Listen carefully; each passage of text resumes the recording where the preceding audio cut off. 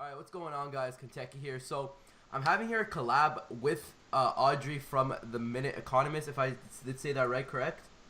One minute economics, yeah. Yeah. So, today we're gonna be going over a very interesting topic. We're gonna be going over the average person, like that will most likely be slaughtered due to a complete lack of basic financial preparedness. So, it really interested me when he came to me, and he seems to be really educated about it. And I thought I could give you guys some really cool facts of what he could teach you guys, and what maybe I could get taught a couple things as well, with what he seems to know. So we're gonna go over a couple questions. I'm gonna be asking him. He's gonna be asking me, and I hope you guys do learn something. It's gonna be around 10 to 15 minute interview. So yeah, you can take it off from there. See, start with the questions if you want.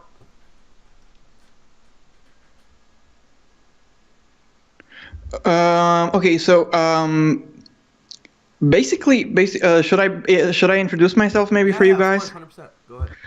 Yeah, those of you who know me maybe from One Minute Economics, you kind of know that I'm not exactly the type of person who can be considered a doom and gloomer. I've kind of made a name for myself for, being this balanced economist who puts forth well-researched opinions and whatnot. And this is my main message to you guys, actually, in that when someone like myself becomes worried, I would assert that it makes at least sense to listen to what I have to say. And what I'm teaching people through my book, I'm going to go ahead and show it to you real quick.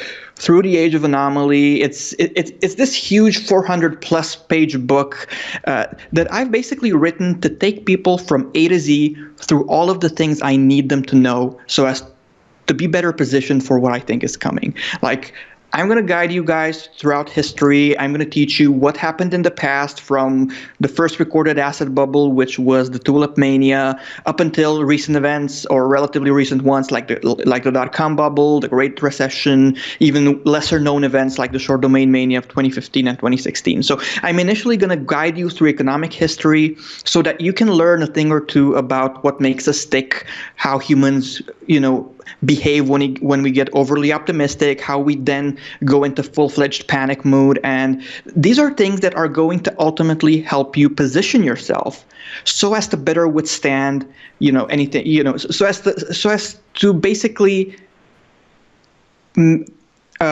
spot the next financial crash as early on as possible. But I cannot promise you'll be able to do that. So the second dimension of my book is all about helping people do the exact opposite. In other words, it's all going to be all about saying, look, no matter how hard you prepare, the next crash might take you by surprise regardless. So it makes sense to dedicate just as much time and energy to becoming more financially resilient in general. So what I do is I take people one asset class at a time, from traditional assets like stocks, real estate, precious metals, whatever, to, trailblazer ones, newer asset classes, such as, of course, crypto, domain names, peer-to-peer lending, and whatnot. And my goal here is to basically help each person put together the best possible strategy for his or her needs. And basically, by internalizing the things I'm going to teach you in the book, you're going to have the knowledge, but also the clarity it takes to make smart decisions when everyone else is panicking. Because make no mistake,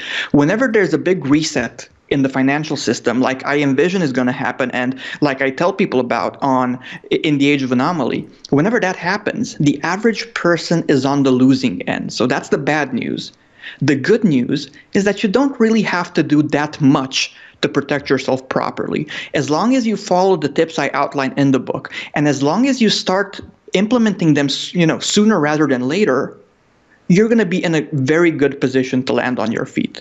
Because I always tell people it's always smart to start preparing a year or two earlier than being even a week too late. Because if you start panicking when everyone else is panicking, then you can have the smartest economist in the world by your side, and there's little he can do for you. That's why I'm all over YouTube. This is, during my big week with my book lounge, I'm going to be on many channels, podcasts, whatever, basically spreading the word about my work to anyone who cares to listen. So the two things to remember are that, one, I don't particularly care about the money. So this video is going to be released during my discount period. So if you buy it until Sunday, it's going to be just 99 cents for a 400 plus page book.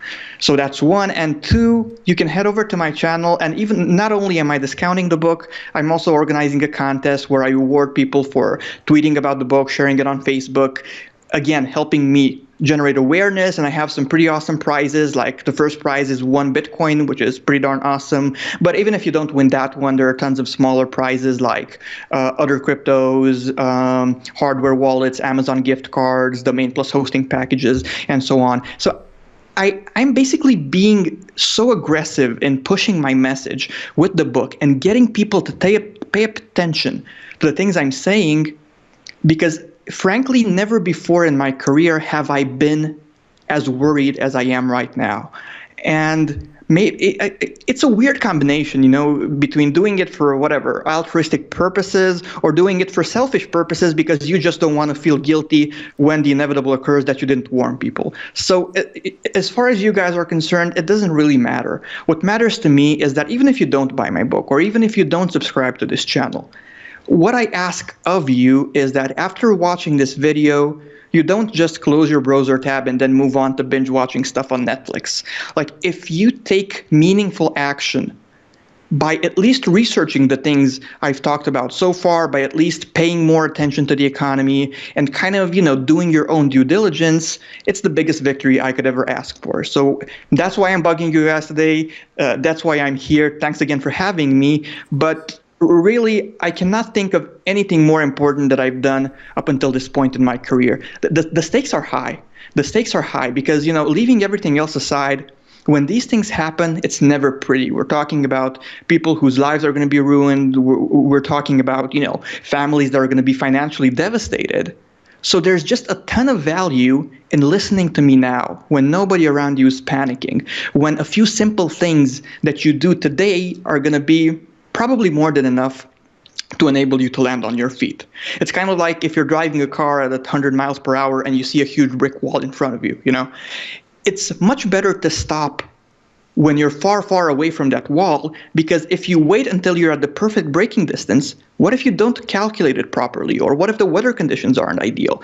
The more you wait, the more you increase the likelihood of scratching your car, getting hurt yourself, or of course, if you wait until you're only a few feet away from the wall, then you can have the most brilliant driver in the world at the steering wheel, and it's not going to do you any good. So that would be my message to people. Do these things now, because at this point, if you start preparing, it's an asymmetrical opportunity for you, basically. You can spend just a little bit of effort, just a little bit of energy for amazing results. The more you wait, the more you're playing with fire, in my opinion.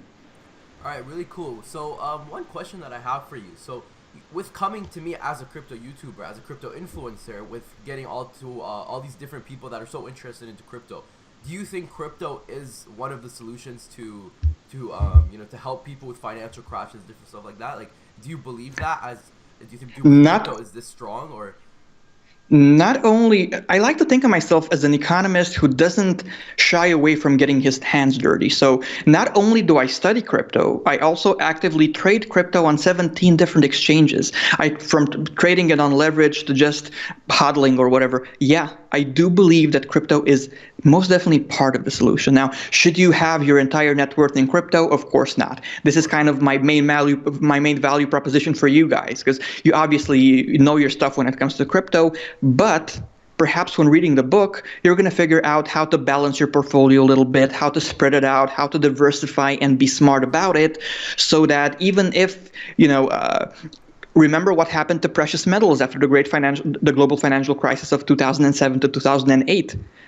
Before they went up in value, initially, the price collapsed for a bit. So if the same thing happens in the world of crypto, this is the kind of thing you're going to gain by reading the book as someone who is into crypto. On the one hand, you're going to be in a good position to say, okay, I kind of understand these things. I'm not going to get spooked if the price collapses initially, only for the market to realize that, wait a second, crypto is supposed to act as a hedge and then prices move back up. So on the one hand, you're going to learn these mindset-related things that are going to enable you to be a smart, trader rather than someone who panic sells the minute people start panicking. And on the other hand, of course, there's tremendous value in seeing the bigger picture and moving,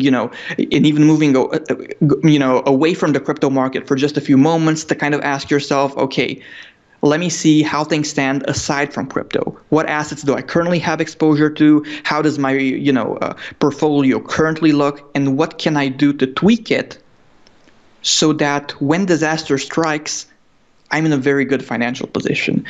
These might seem things that are complicated, but just like I do on my YouTube channel, I've kind of made a name for myself as a guy who's good at making complicated stuff simple to understand.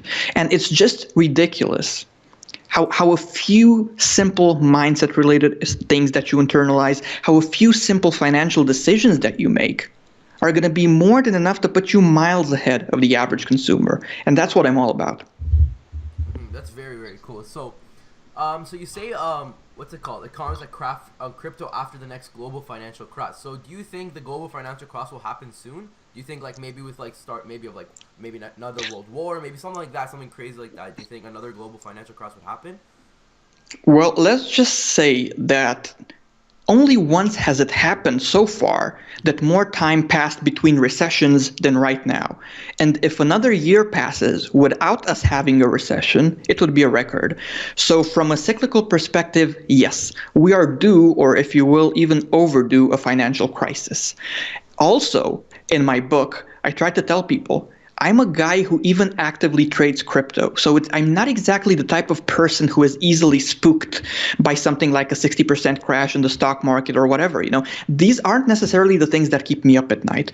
What keeps me up at night, and what I try to explain in more detail in The Age of Anomaly, is the fact that aside from just having, our typical financial crash or typical business cycle, I do believe that sooner rather than later, there's also going to be a big reset. In other words, we're going to have our crash like we had with the dot-com bubble, like we had with the Great Recession that followed it. We're going to have our crash, but the narrative is going to change because up until this point, governments and central banks have been able to, quote unquote, save the day by reducing interest rates, by pumping money into the system. And as I try to articulate in The Age of Anomaly, I believe that the narrative in question is about to change, and eventually we're going to reach a point when there's going to be a crash, and of course governments and central banks are going to try more of the same, more pumping money into the system, lowering interest rates, perhaps taking them negative, and the market is going to say no. And it's this no that tends to trigger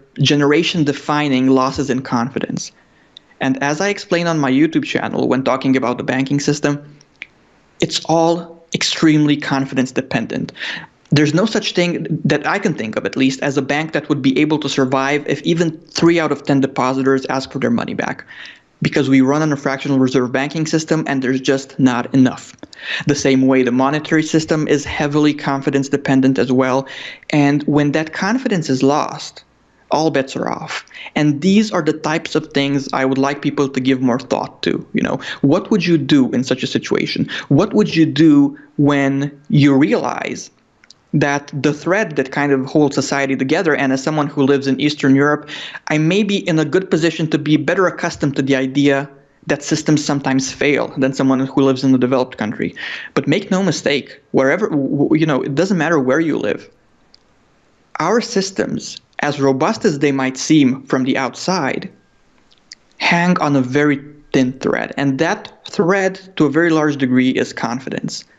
Words cannot begin to describe how complicated our life will get when, not if, that confidence disappears.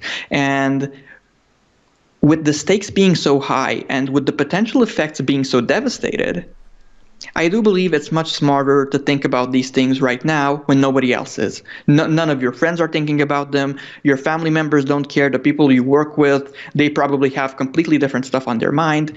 And that's a huge advantage because it means you're early on in the game, early on enough for you to still be able to meaningfully do stuff that's going to basically enable you to not be just another victim. And most people are going to be victims, I'm afraid. Cool. So, so you talk about this book, your book. So it seems really interesting. What are the main points of saving someone from a financial crisis that you have in this book? So, just to get them on the picture, if maybe they wanted to get it, maybe pick it up, because I am going to be linking everything down in the description below if they wanted to check it out. The most important thing I'm going to teach people through The Age of Anomaly is to think for themselves. I don't want my readers to be dependent on me. I don't want them to consider me, this guy who knows exactly when the next financial crisis is going to start, who knows exactly how things are going to unfold, and who has this 100% foolproof plan on how to be certain you're going to do very, very well. No, I give them in my book all the tools they could possibly need to start becoming good economic thinkers, to start making their own mistakes, to no longer be manipulated by, the talking heads on TV or people who want to push this or that agenda in their direction. This is the main value I provide. I essentially give people freedom, because when you have proper knowledge, like what I show them in my book, from historic context to mindset-related stuff, to practical tips, to advice on how to choose the assets you have exposure to, absolutely everything. These things give you knowledge. Knowledge gives you clarity, and knowledge also gives you power. And it's just unbelievable how big of a difference it's going to make. You're going to view life through a totally different lens once you have a firm grasp of how the economy works, how the financial system works, what happened in the past, what's likely, not guaranteed, but likely to happen in the future. And these are tips that, if you're going to read them, if you're going to internalize them especially, you're going to be able to take advantage of them for the rest of your life. So reading my book, of course, it's a long book. It's 400 plus pages, but I promise you that it's not going to seem like this arrogant economics professor who talks down to you from his ivory tower. It's just going to be as if a friend is talking to you who just so happens to be good at economics. It is a long book, but it's a conversational read. It's going to be pleasant to go through it, especially since I provide people with lots of analogies, lots of real life examples. And in the end, I generally believe you're going to be grateful you read it, and especially you're going to be grateful that you just paid a buck for the book, which is also me. I don't particularly. Yeah, I mean, someone who cares about the money is not about to write a 400-page book and sell it for $1. I have this huge advantage that I approach economics, what I do on YouTube, what I do with my book, from a position of relative financial security. Like, I have quite a few projects which are good at putting food on the table and bringing in money, whereas when it comes to economics, it's a bit of a labor of love. And this gives me the luxury of telling people not what they want to hear so I can get more popular, but telling people what I think they should know. And this is what I think a leader should be doing. This is what I do through my work, and it's all up to people what they do next. I do, especially since I'm known by many as the economist dude on YouTube, with this comes a great deal of responsibility. And I don't want to know, I don't want to have that on my chest, that I've been worried about these things for so long and yet didn't take the time to spread the word. So by being all over YouTube, by being on podcasts, by being, pretty much everywhere during my big promo week, it's essentially my way of doing my best to, make sure that as many people as possible find out about it. I have the humility it takes to realize that no matter how hard I try, most people are still going to end up on the losing end of this big transfer of wealth that I see coming, but I don't have another solution. There's nothing I can do essentially other than my best. There's nothing I can do aside from, packaging all of the information that's been in my brain for this long, packaging it in an easy to digest form, and just doing my best to spread the word to as many people as possible. Yeah, that's really cool, because people don't really understand that, right? Because when people go into something like you said, like economy and all these different kind of stuff, that the main idea is around money. But like you said, being a leader, trying to lead, isn't your mindset shouldn't be always about money, because when money comes into place with doing the right thing, money will just come to you anyway, because just how it works, right? With you doing stuff like this, maybe selling that book for $1, maybe not in the short term might not make you money, but in the long term, when you start growing your name, your brand, right? That's when you see some serious money come in. That's I think how people should look at it. Your book is essentially your legacy. Exactly. Your work that you do on the internet, it's your legacy. It's something like I could die in a car accident next week, but once this book is out, it's out. It's going to be sold. It's going to reach more and more people, hopefully. And yeah, words cannot begin to describe how much these things change your life for the better in terms of meaning. The idea of knowing that you're leaving something behind, the idea of knowing that you're working on a project which is bigger than just your life or your day-to-day grind or the things that put money on the table each day. So yeah, I could not think of anything I would rather spend my time on than this. Yeah, that's what makes someone, intelligent. That's what you see from smart people, successful people. It's just being the right leader, correct? So, getting into the last question that I have here. So, you say that Bitcoin hasn't been through a full business cycle yet, and I've actually seen people talk about this. I just wanted to understand 100% what you mean by full business cycle. If you can give me an example of that as well. Well, Bitcoin started really, Yeah, it's you know, new market still, cryptocurrency and all that. yeah, it's a new market. It only okay. It was the concept, concept-wise, it appeared earlier on. But realistically speaking, Bitcoin only quote unquote got mainstream, and even that is debatable as of 2009. Because in 2009 we have famous stories like the guy who sold 10,000 Bitcoin for pizza, or a guy who tried to get $50 for 10,000 Bitcoin on Bitcoin Talk, but wasn't able to find a buyer. So these things happened in 2009 after the global financial crisis of 2007 to 2008. And in fact, we had this core group of early adopters who were all about, the idea of not trusting central banks, the idea of how amazing it is to have this decentralized option, which is Bitcoin, and gives them freedom and all that. So essentially, Bitcoin has not even Bitcoin, which is the oldest cryptocurrency, not even Bitcoin has been through a full business cycle. And by that I mean it has never gone through a period when markets crashed globally, like what happened in 2007 to 2008. And it's going to be interesting. It's going to be interesting to see if Bitcoin acts as the hedge it was supposed to be, because many people adopted Bitcoin as a hedge against uncertainty, against financial uncertainty especially, and there's actually a very good correlation when it comes to banking uncertainty. We have examples like what happened in Cyprus in 2013 and how Bitcoin reacted to that. We have examples when it comes to the Greek banking crisis and so on. So we do have, isolated case studies on what happens to the price of Bitcoin and crypto in general whenever there are banking related concerns or monetary concerns, or whenever there's financial uncertainty in general. But never before has it happened that an asset like Bitcoin existed during a period where markets collapsed all over the world. So it's going to be really fascinating and extremely volatile and risky, of course, to see what's going to happen to Bitcoin and cryptocurrencies when there's a global economic downturn. And this is what I tell people: be very careful what you invest in, be very careful how you position yourself. And even if Bitcoin, for example, was adopted as a hedge against uncertainty, and that uncertainty occurs, don't assume that the market is just magically going to throw a lot of money at you. Remember again what happened to precious metals after the global financial crisis of 2007 to 2008. It would not surprise me the least bit for prices to crash initially, only to go up as the market digests what's happening and realizes that Bitcoin and some other cryptocurrencies as well represent very solid hedges against uncertainty. So yeah, it's gonna be genuinely awesome, and we're blazing trails. Like, by being involved in crypto at this point in the game, it's really the type of opportunity that I think people owe it to themselves to learn more about, even if only so that their grandchildren don't make fun of them for being there and not making any money from crypto. So, does it scare you, like this big, like if this financial crash happens with like crypto and everything? Does this scare you as a crypto holder? Of course, it terrifies me, but at the end of the day, with knowledge and with having a proper context does come a certain clarity. Like, I've made mistakes, I make mistakes all the time, and I'm more than willing to accept the fact that we might be in for a bumpy ride. But what I tell people is this: when you're investing in something, always know what you're getting yourself into.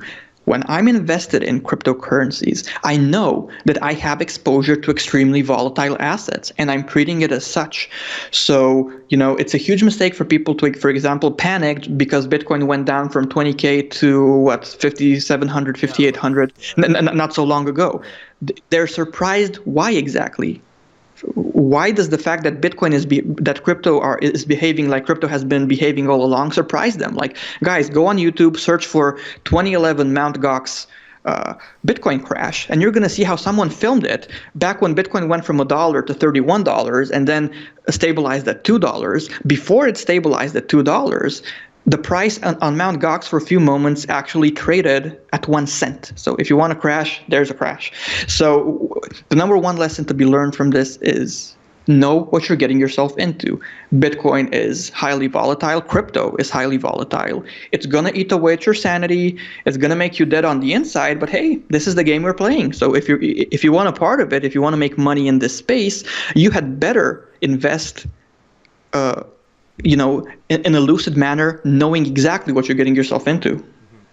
Thank you so much for your time, man. Like, I definitely think this definitely helped a lot of people. I definitely learned a lot of things, so I'm pretty sure a lot of the viewers that are going to be watching this did learn as well. So if you guys did want to check out Andrei's channel, be down link description below. Everything will be there. Anything that he will send me, I will just put down description below. So if you guys want to check out his book, anything like that, just click any link down below, and you guys will be taken straight there. So like I said, man, thank you so much for your time. People learned a lot from this, and yeah, I hope the best for you, man. Thank you so much. Same here. Take care, guys. Thanks for watching, and be careful out there. Thank you. Bye, guys. So thank you guys for watching that interview. If you guys did enjoy that and that type of video, leave a comment down below. I will be sure to make different videos with this guy as well. He's super cool, super educated guy. I definitely learned a lot from him. This is his YouTube channel right here. As you can see, he's a pretty big YouTube channel. If you guys want to check him out, like I said, all the links will be down in the description below. So if you guys did enjoy, don't forget to like and subscribe for daily crypto videos like this one right here. And yeah, I really hope you guys enjoy. I'll see you tomorrow or maybe later today for another video. So yeah, peace out.